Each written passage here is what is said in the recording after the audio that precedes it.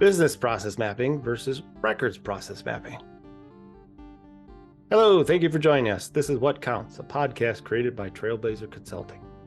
Here we highlight proven solutions developed through our experience working with companies across various industries, and we talk about how you can apply these solutions to your company. We share our experience solving information management challenges like creating and implementing a records retention schedule, creating an asset data hierarchy, or helping with email management. This is Lee, and for today's episode, I'm going to go it alone and talk about records process maps versus business process maps. Maura is deep in the mix at a client site, taking on all the information governance challenges she can handle at the moment. But not to worry, I'll make sure she's back for our next episode. Okay, so what is the difference between business process mapping and records process mapping, and why should you care? Let's start with a definition. Business process mapping, sometimes called BPM, is the virtual display of the steps of a particular business process, showing how it's done from start to finish. You might map out a current as-is, sound familiar? Business process map as a first step in a business process engineering, re-engineering, or even some kind of streamlining or Six Sigma effort. At the heart of the business process mapping are the steps you follow to get business done. So, a records process map, which we call an RPM, is also a visual presentation of parts of a business process. We map out the same steps that most business process maps capture, showing how the process is done from start to finish. But, and here's the important part, we also call out the steps or sub-steps in the process where business records are created or captured, and we document all the places that the actors in the business process save or store or share those records. Key difference there. Why is it important to show the records captured points and the records repositories along with visually displaying a particular process? Let's take a step back and remember how we define a record. A record is any set of data, a document, recording, a row in a database, for example, that is recorded or may be recorded and that provides evidence of an action, transaction, or decision made by the organization. So, your business processes are aimed at getting your business done. The records that are created or used to complete those processes are the evidence you need to prove the process happened. For instance, a report that you must provide to a regulatory agency, a bill you send to a customer so you can get paid, a canceled check proving that you paid a particular bill, etc. Records may be created by your business or received, captured, from outside your organization and then used as part of completing and documenting your business transactions, decisions, or processes. So we want to catch both the records creation and capture points when we build our records process maps. Sound good? Okay, let's keep going. For many years, the completion of business processes resulted in paper records. Remember those? Yeah, those paper records were pretty easy to see, pretty easy to capture, and fairly easy to manage. As information governance professionals, you knew where to look when you were ready to apply retention, or you needed to produce a record for some reason, like an audit or doing taxes at the end of the year. The same principles apply in the world of electronic records, but the answers are much different and definitely harder. You might have noticed, as a side note, you might have noticed that this is a theme running through the What Counts podcast. Records are not new, but the way your users create, manage, and use them have changed. So now you, the IG professional, must figure out where your business is keeping all those records that are the inputs and outputs of the business processes that keep your business running. Before you can effectively secure your records or apply retention, or even find a record that is a few years old, you need to know how records are stored. In what systems, in what file shares, in email, and how copies of the same record are scattered across your organization. Records process mapping can help you get a clear view of how information is flowing around your organization. I know you've heard us talking about the organization where we created a records process map for the recruiting process within the HR department. We talk about it a lot because it's a great example of how records process map will uncover the number of separate locations where a record is stored. After talking to 5 or 6 people involved in recruiting including the hiring manager and HR administrative system who placed the ads and filtered through resumes, to the recruiting coordinator who managed the schedule. We found that individuals involved were copying, sending, and saving the same resumes over and over and over again. By the time we mapped it all out, I think we identified 5 different repositories containing copies of the resumes. They told us they saved them just in case, or I was supposed to. When the when the HR team and the general counsel and the employment attorney saw the records process map visibly display the same resume being stored in 5 different places, they immediately revised their process to streamline operations. We did this project a few years ago, before today's increased concern on holding on to PII, personally identifiable information. I imagine the HR lead and those attorneys would be even more motivated now to get a handle on those multiplying resumes. Understanding where your records are kept is half the battle for applying retention to those records effectively. Understanding how and why they end up where they do is also valuable for making smart decisions on how to update processes or where new technology might be really helpful. Another aspect of the RPM helps you and your users distinguish between the record and all the other copies, versions, drafts, and other non-record information that accumulates at a furious rate in today's companies. So, when does the document you or others are working on become an official record? There is a point in every process where you can point to and say, that's the final record. Often these record capture or creation points coincide with decisions, approvals, or other actions that the business process is designed to facilitate. Once you have identified the record creation or capture point, then you can identify the right repository or system where the record should live, and whether any part of it needs to be shared to other systems or repositories to support other business processes. See, the RPM tells you a lot more than a typical business process map. Typically, business process maps can be displayed in a basic flowchart fashion, a value stream map, if you're into Lean Six Sigma, data flow diagrams, which, don't get me wrong, are very important, but that's for another episode, swim lanes, separating the actions of different users or groups, or a SIPOC table, which stands for supplier inputs, process outputs, and customers. Any of these formats will work for an RPM, but we like swim lanes, where each of the steps are divided between different teams or individuals who are responsible for them, because we can add a lane at the bottom showing where the records land, where they're stored or saved at each record creation or capture point. That's the key piece in an RPM. Let's talk through an example. Your organization might use an intranet form to capture Family Medical Leave Act request or vacation or sick day request. In a lot of cases, the user downloads and saves a copy of the form, fills it out, attaches it to an email, and sends it to HR. Then HR reviews the form, sends the form through an approval chain via another email, and then receives a response. Kind of typical, right?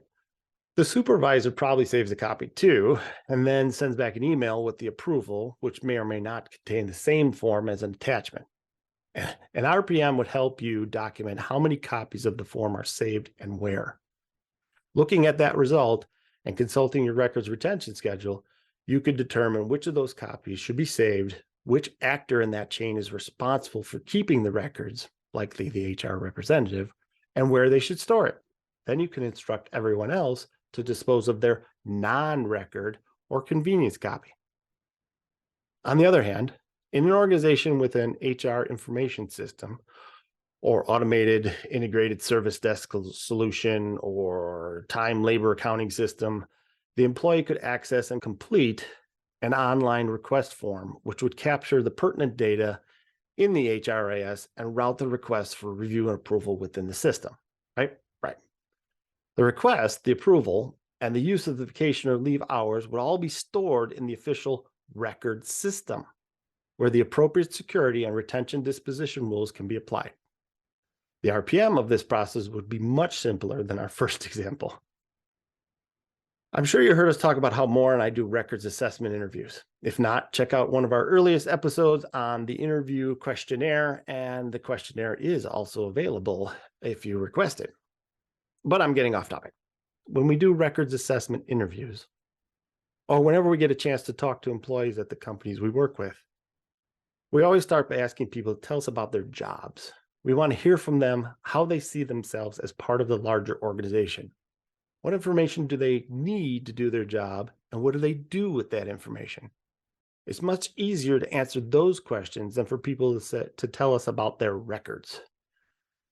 Capturing the records process as part of talking about the business process, while the interviewee describes their part in the process, often uncovers opportunities to be more efficient in the future, and nearly as often uncovers a risk related to how information is being stored or shared that can be addressed later on. Remember the resume example. None of the people interviewed in the HR department knew that the same resume was stored in 5 different places until they saw the results in the records process map.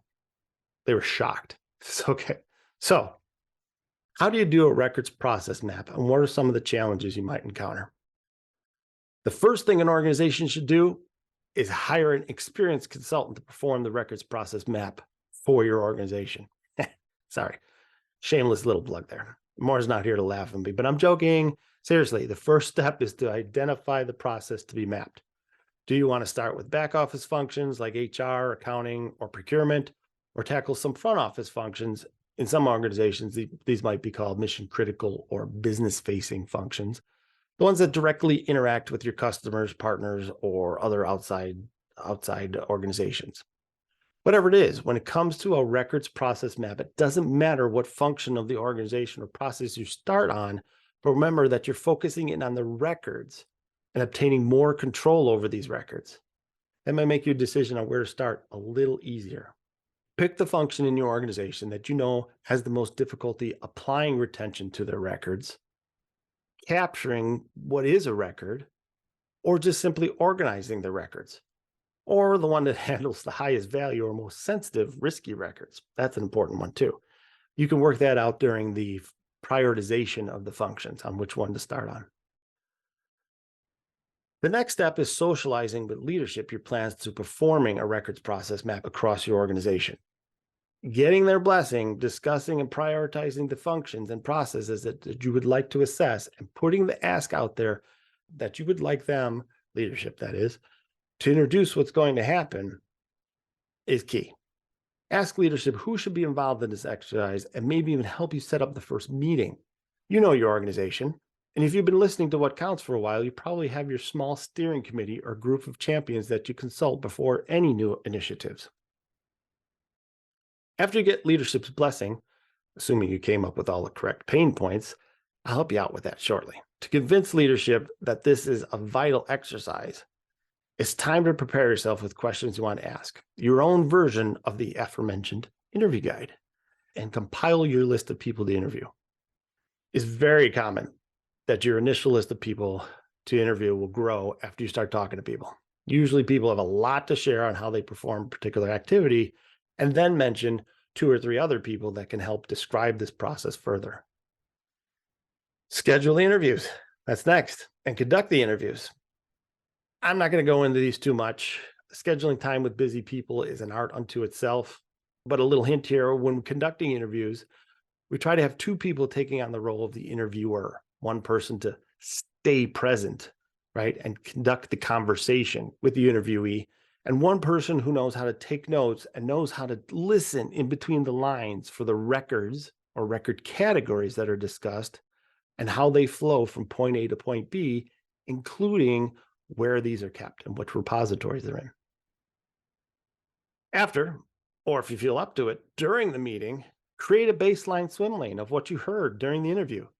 Take that first draft and use it in your subsequent interviews on the same process, of course, to help guide the conversation. It's often easier for people to think of the steps they missed or the nuances about how records are shared or stored when they look at a draft process map. They're easy to point out corrections, right? A lot of people like that. Finally, go back to a few key stakeholders and validate your RPM. validate the record capture points you identified, and validate the system and repositories interviewees mentioned. All right, I kind of glossed over this, how you get buy-in from leadership to do the RPM project. Now we've talked about all the steps. You have an idea of how big this is and how big it's going to be for your organization and how much convincing your leadership will need. Let's talk about the benefits. Always an important part of a business case. Besides being able to fully understand and visibly see where your organization's records are stored and how they flow across your organization, there's the ability to know when a record becomes a record and not some draft or unapproved version, and apply security and retention to that record when it gets to its final repository. That's huge. That's huge help when it comes to risk management and regulatory retention compliance. Those benefits should be enough to convince leadership that doing records process maps for your organization is a worthwhile endeavor. But if necessary, you can point to the likelihood of creating more efficient processes, and you can point to the reduction of duplicate information stored across your organization, which represents both cost and risk by itself. Most times, the best benefit of all is when you're all done. And you're able to visibly show the big picture of how your organization plugs along using siloed mentality, and that if we only did this, the handoff of information would become much smoother and much more efficient. That's a wrap. That's a lot. If you have any questions, please send us an email at info@trailblazer.us.com or look us up on the web at www.trailblazer.us.com. Thank you for listening, and please tune in to our next episode. Also, if you like this episode, please be a champion and share it with people in your social media network. As always, we appreciate you, the listeners. Special thanks goes to Jason Blake